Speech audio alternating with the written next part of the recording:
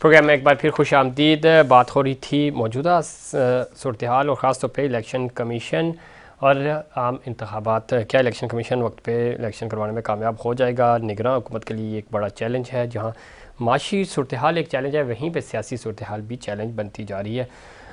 हमें ज्वाइन किया है जनाब सेनेटर गौस मोहम्मद साहब ने, सीनियर सियासतदान है, सीनियर रहनुमा है मुस्लिम लीग नून के। गौस मोहम्मद साहब खुश आमदीद कहते हैं आपको प्रोग्राम में। जी शुक्रिया आपका। गौस मोहम्मद साहब बताइएगा, एक तो चूँकि आपकी हुकूमत अभी उसका इख्तिताम हुआ और उसके बाद निगरान सेटअप आया, माशी चैलेंजेस तो थे ही। अब ज़रा इलेक्शन कमीशन का काम है इलेक्शन करवाना, निगरान हुकूमत डे टू डे अफेयर्स देख रही है। आपको लगता है कि अगले 4-6 महीने के अंदर अंदर इलेक्शंस हो जाएंगे? जो आपके जो तहफ़्फ़ुज़ात हैं, जो मुतालबात हैं, वो ज़रा आपकी टीम भी तश्कील दी जा चुकी है मुस्लिम लीग नून की तरफ से भी। तो क्या आपको उम्मीद है इलेक्शन कमीशन से और हुकूमत निगरान हुकूमत से? जी बिल्कुल, आपकी बात बिल्कुल ठीक है। इलेक्शन तो होने चाहिए और इलेक्शन कमीशन को इलेक्शन कराने चाहिए।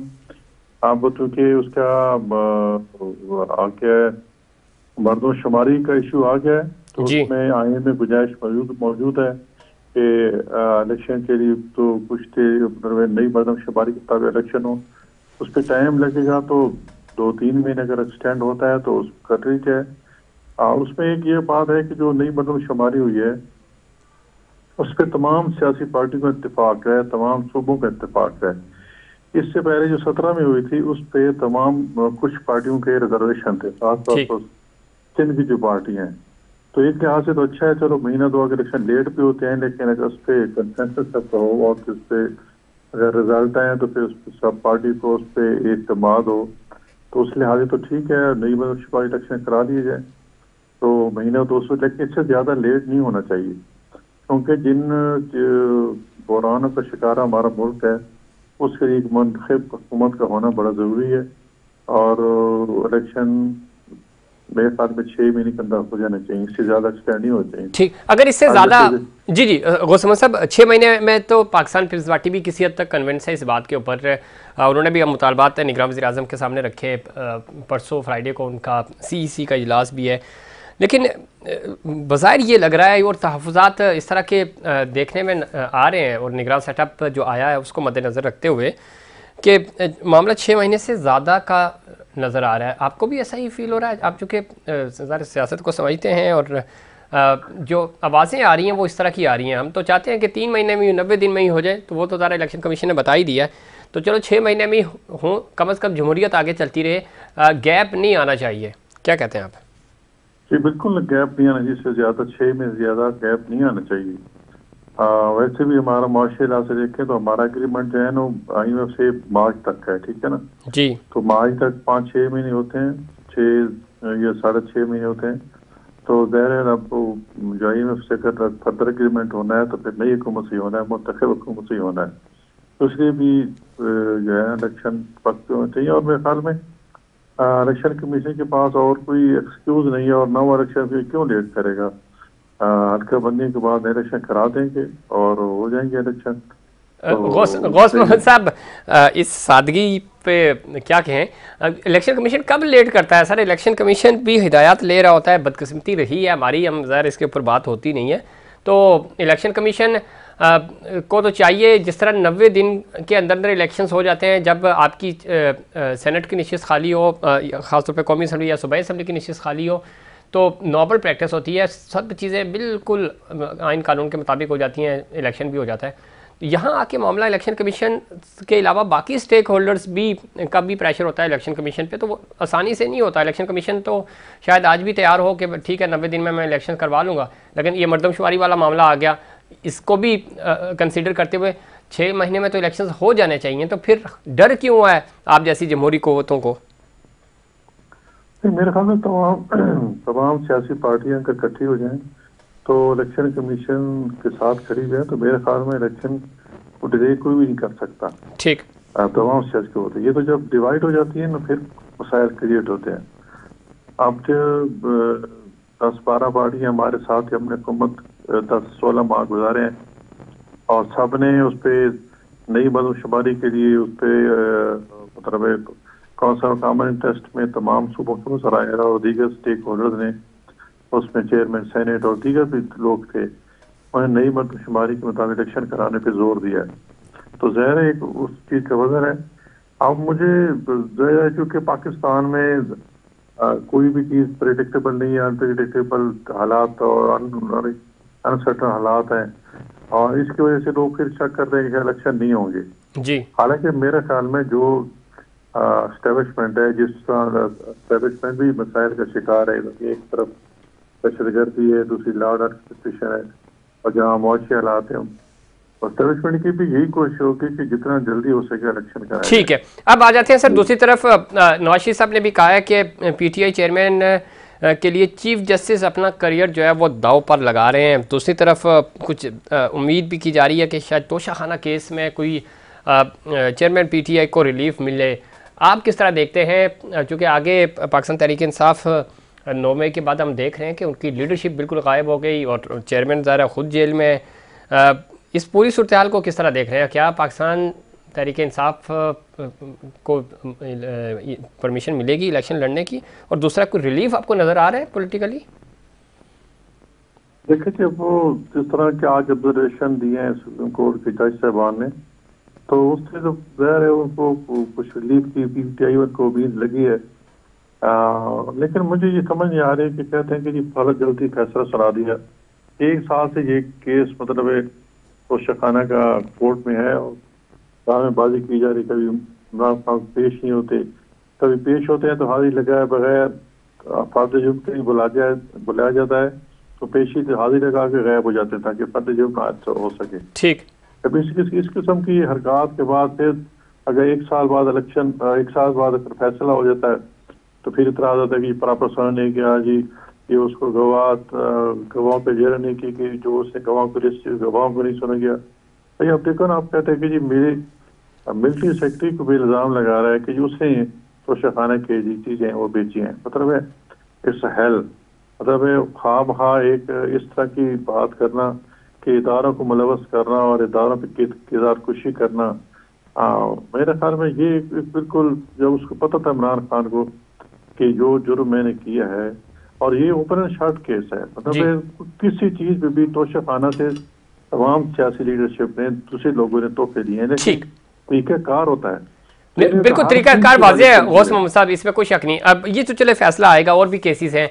दूसरा, आप समझते हैं कि जो लीडरशिप या जो 9 मई का वाक़या हुआ उसके बाद हम देख रहे हैं, ठीक है, जिन लोग जो मुलव्वस थे या मास्टरमाइंड थे सज़ा मिलनी चाहिए। पाकिस्तान तहरीक इंसाफ के ऊपर या बल्ले के निशान के ऊपर पाबंदी नहीं होनी चाहिए। उनको जब भी इलेक्शन हो इलेक्शन में जाना चाहिए।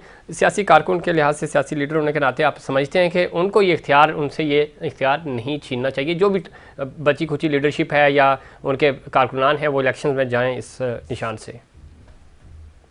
जी बिल्कुल, इलेक्शनों में उनको आना चाहिए। हम तो सख्त में कि बिल्कुल उनको इलेक्शन का पूरा मौका मिलना चाहिए।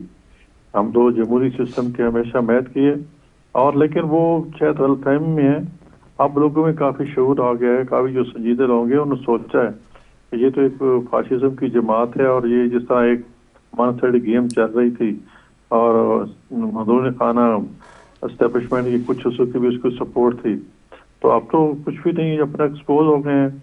जो जराइम की वो सारे लोगों ने देख लिए हैं। उनको बाहर से फंडिंग हो रही थी, इस पे इलेक्शन लड़ रहे थे, और जिस तरह की करप्शन की दास्तान इनकी आ रही है तो अभी तक पंजाब में देख लें। जी बिल्कुल, लेकिन गौस मोहम्मद सर ये तो अच्छा मौका है ना, अगर ये सारी चीज़ें थी तो अब इलेक्शंस होंगे, इलेक्शंस में तो फिर अवाम ज़ाहिर पीटीआई को वोट नहीं देंगे, तो अब तो पाबंदी या इस तरह की चीज़ें भी तो हटा देनी चाहिए, नहीं लगनी चाहिए, ताकि वो जाएँ अवामी हल्कों में भी एक्सपोज हो जाएंगे। अब तक तो चलो ये तासुर है ना कि अवाम में बहुत मकबूलियत है, तो वो भी पता चल जाएगा। बिल्कुल जाए, हम तो इस चीज़ के खिलाफ की पाबंदी नहीं रखनी चाहिए। बिल्कुल इलेक्शन लड़ें, वो जो मर्जी अपना निशान। हाँ, अलबत्ता अगर कानूनन कोई ऐसी चीज़ साबित, जैसा 9 मई के वाक़यात में साबित होते हैं जी, और उसके कोई साबित होता है कि बाहर से साजिश थी या फौज के अंदर कोई साजिश थी या जिससे थे, अगर वो साबित होता था फिर तो नहीं इजाज़त होनी चाहिए। देखो, जब पाकिस्तान रियासत मुकद्दम है, रियासत के लिए हम सब कुछ करते हैं। अगर रियासत के खिलाफ उसकी बगावत होती, सब साबित हो जाती है, तो फिर तो मेरे ख्याल में उनको नहीं इलेक्शन लड़ने देना बिल्कुल चाहिए। देखिए, रियासत से बढ़कर तो कुछ नहीं है, मुल्क पाकिस्तान से जी बढ़कर कुछ नहीं है, जी कोई भी शख्स हो तो जी वो जी ना तो वतन से बड़ा हो सकता है ना रियासत से बड़ा हो सकता बिल्कुल है। बिल्कुल ठीक है। दूसरा, जी नवाज शरीफ साहब की वतन वापसी, क्या कोई हिकमत अमली बनाई जा रही है? वो आएंगे और इलेक्शन लीड करेंगे, इलेक्शन कैंपेन को लीड करेंगे? जी बिल्कुल स्ट्रेटजी बनाई जा रही है और नवाज शरीफ साहब वापस आएंगे और सितंबर के आखिर में शायद वापस आ जाए, उसमें उम्मीद तो बड़ी है अभी।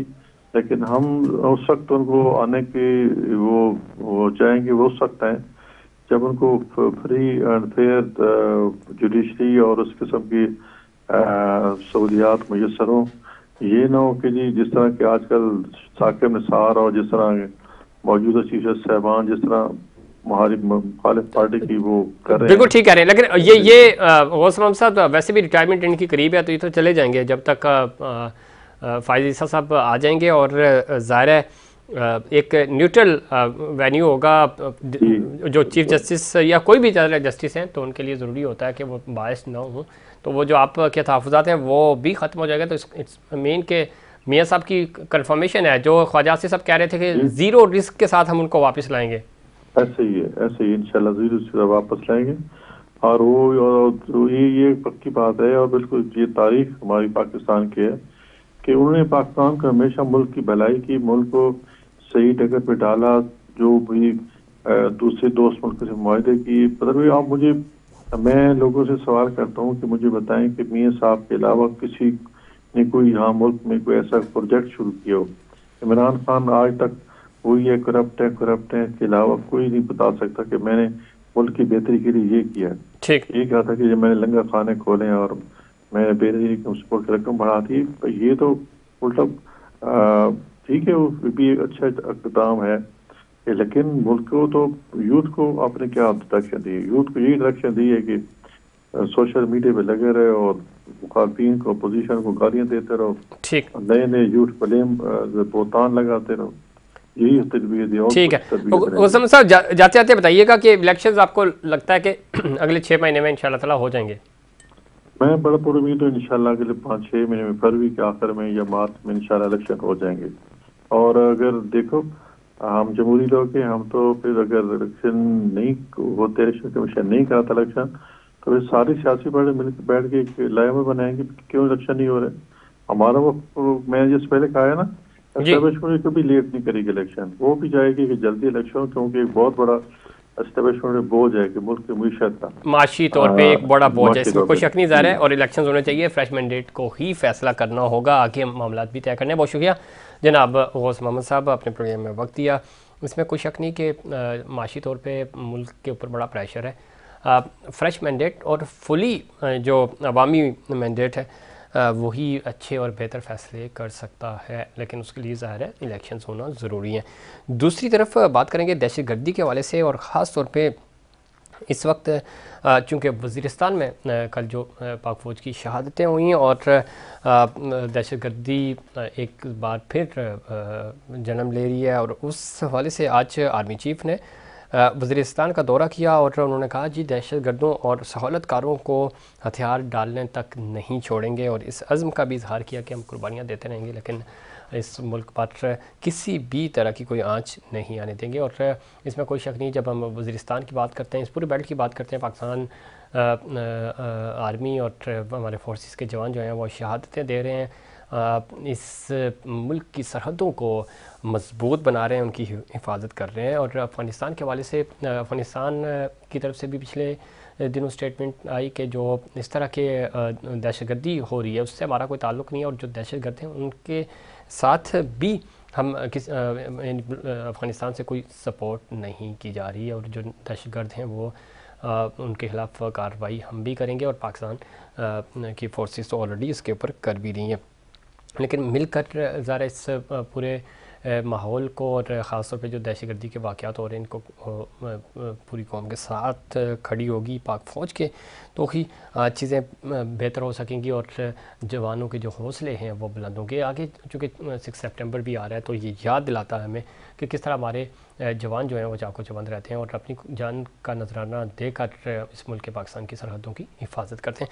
नाज़रीन, ये था हमारा आज का प्रोग्राम। उम्मीद करता हूँ दीगर प्रोग्राम्स की तरह आज का प्रोग्राम भी आपको पसंद आया होगा। मुझे और इनसाइड पाकिस्तान की पूरी टीम को दीजिए इजाज़त। अल्लाह निगहबान।